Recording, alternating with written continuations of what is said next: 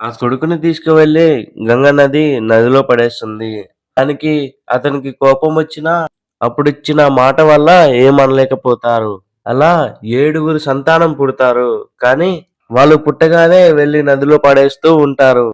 అయితే ఎనిమిదో సంతానం పుట్టగానే ఆ ఎనిమిదో సంతాన్ని కూడా నదిలో పడేయడానికి సిద్ధమవుతుంది గంగాదేవి. ఇంకా తన కోపాన్ని ఆపుకోలేక నాకు వారసుడు కావాలి. నువ్వు మళ్ళీ ఇలా చేయడానికి వీలు లేదు గంగా అని అంటాడు. అలా చెప్పగానే గంగాదేవి అంటుంది, మీరు నాకిచ్చిన మాటను తప్పారు. నేను చేసిన పనిని ప్రశ్నించారు.